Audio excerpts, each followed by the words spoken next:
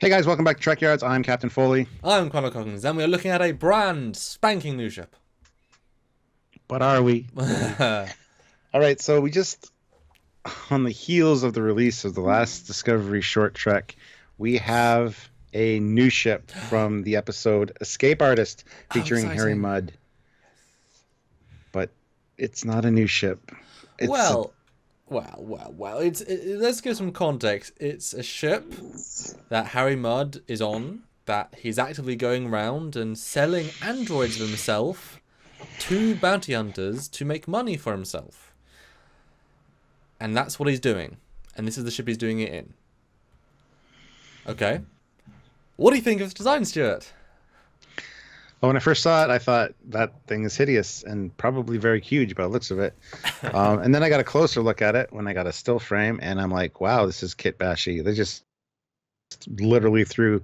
There's the Discovery nacelles on there. There's probably the whole Discovery is probably inside that ship. They just put the model inside, not the thing sticking out. And then there's other Federation nacelles plastered everywhere. But I didn't recognize the main body of the ship, but apparently this is a thing. So this Yeah. lovely little image, because we're ship guys, and I tend to, you know, this ship appears to be that what at one point Mudd went ahead after he escaped from the Klingon, or after he escaped from Stella, he stole a Dasput class Klingon ship, the single worst Klingon ship design Discovery.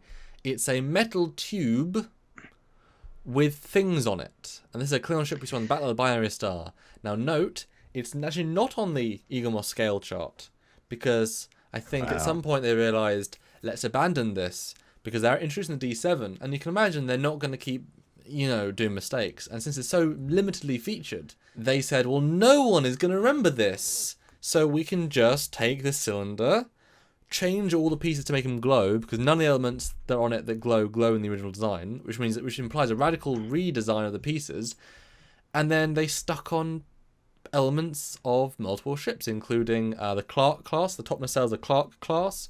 You've got a Discovery nacelle, which is thoroughly intriguing. Because are you telling me that Mudd was able to disable the USS Crossfield and rip off one of its nacelles?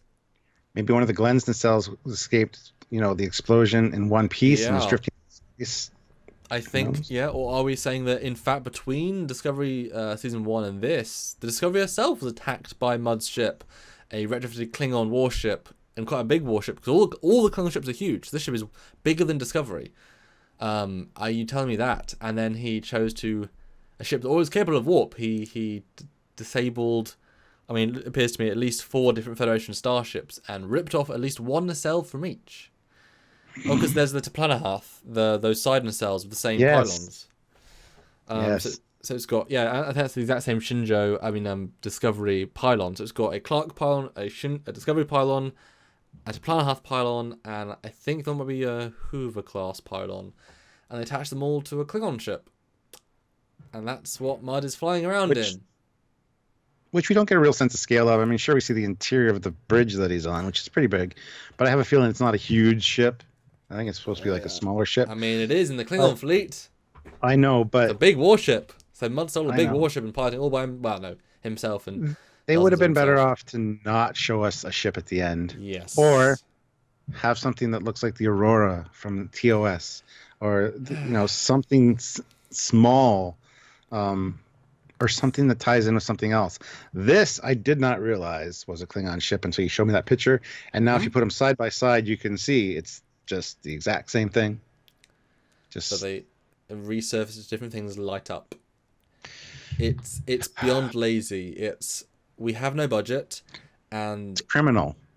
the audience don't know this is a Klingon ship and we're ashamed of it. So we're going to make it a non-Klingon ship, because now you're telling us a story with this. Every image is a story that Mudd stole a Klingon warship and destroyed several Federation ships to gain their nacelles. So now he's no longer just a con man in a small ship. He's a murderer, But and well, he already was, but there's a story in this, and it doesn't but bode. Samuel, Oh, the Discovery nacelle, the Crossfield nacelle, is upside down, so it's clearly not the same yeah. nacelle. Don't you understand? You put things upside down, people don't recognize them. Well, if you look at the episode, we'll cut from this image, which I digitally enhanced, to the original image, and you can see it's back to the ultra dark that Discovery Season 1 was, which you can see from the trailer of Season 2, they've completely moved away from because it was the wrong decision at the time. Dark for dark's sake, no beauties. It just showed Darker looks better, I gotta say. Dark does look better. Discovery, they're decent 3D models, but they had a lack of detail, a lack of effort in many respects, except the hero ships. And guess what? They had no confidence in their ships. They made them very dark. But now they've been more confidence. They're showing Discovery itself can hold up. This thing, very dark because they have zero confidence in it. But come on, design a tiny, like, shuttle-sized ship. Look at Enterprise, the roster. No, go to Drex Files. Look at the 80 ships and tell an artist, right, build this, but change 50% of the shape, or 25% if you want to be very literal.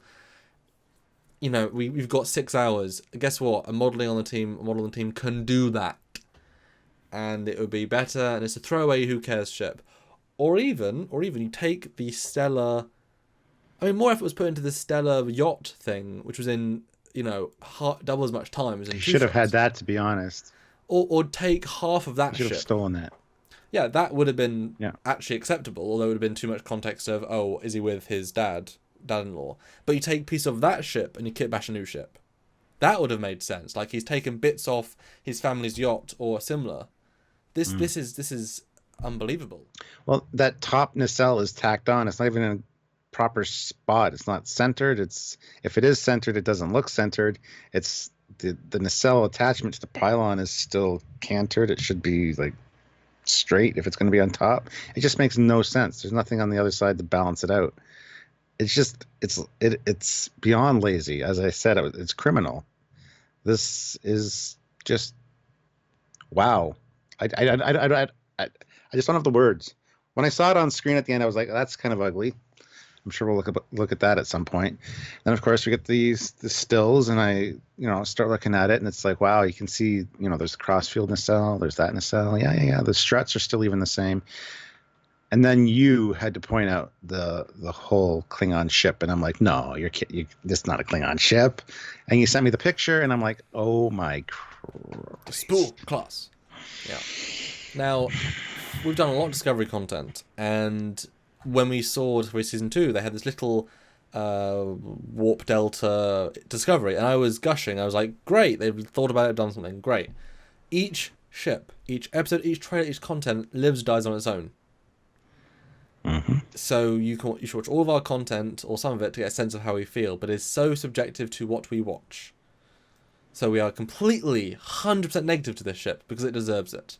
And that is not much of Discovery you can say that for, is 100%. This is one of those few things which we just want to show you, because for a lot of people, they saw us and it flicked off camera. But when you actually sit and look. Mm-hmm. Yeah. Which you're not meant to do, because it's meant to be a flash in the pan, as you say. And I will say, this is just as lazy as flipping around or using a Tholian ship and putting 2 nacelles on. That was TOS. just as bad. That was just as remorseful as in TOS. They should have painted differently. They should have added more greeblies. Just as bad. So shows do it. The thing is, syndication didn't exist back then, so no one was going to see the other ship except for the first showing. You might see it maybe twice, 3 times. They didn't expect the show to be huge like it is today and to be analyzed like the internet culture. So that was understandable in the 60s, to save some costs and just use the model they had. But this is unforgivable. This is a computer model. You can change things. You can change textures. You can change colors. You can tweak things. You can stretch things. You can make things look different than just literally cut and paste and literally 2 seconds of work. Here it is. That's unacceptable in today's day and age for something that's as scrutinized as Star Trek, as scrutinized as Discovery is, and just no. That's all I have to say. I'm furious with rage. Yes, the 60s show was a reasonably high-ish budget. Yes. Show they're doing at the time for the time. This Star Trek is now a phenomenon with a very high budget, very big expectations, very good camera equipment, very good rendering power, very good modelers, very good everything. And yet this. And the shot's nice, I'll give them that. It's lit well, the planet looks nice. Mm-hmm. And it's So a there we shame too, go. because this wasn't the worst of the Discovery shorts. And if they had left this scene out altogether, it would have been fine. But why? Why would they include this? It just makes no sense to include this last shot of the ship. It's like saying the ship is a D7, even though it isn't. It's a poor reference that actually diminishes what you're trying to do. It's like almost having a Gorn. You can sort of say some of it works, but also it diminishes it in some ways as well. So Yes. yeah, Anyway, guys, that's our thoughts on this ship. We absolutely have nothing positive to say about this one at all. So this is the total it's not a negative category. design. No, it's not. So This wasn't designed by Johnny's or anything. This was just thrown together by the visual effects team last minute to throw in this short, I believe. You can see that clearly. But anyway, what are your thoughts on this design? Love to hear them. Put them in the comments down below. yes. And if you can find something good to say about it, I would love to hear it because I'm looking at it and I can't think of one good thing to say about it. I prefer the glowing elements they've added to the design than the original Klingon one, which was boring, nothing, no one cared, wasn't seen. Like it works better with having these glow elements. So Looks like it was made by. Looks like it was made by the people that made the Whale Probe or the Doomsday Machine, though.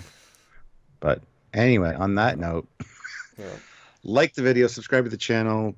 Don't forget to click the notification icon so you get notified every time there's a new Discovery ship. We'll definitely be talking about it, and I'm sure we're going to see a few new ones in the new season, so it's worth subscribing and getting notified for that.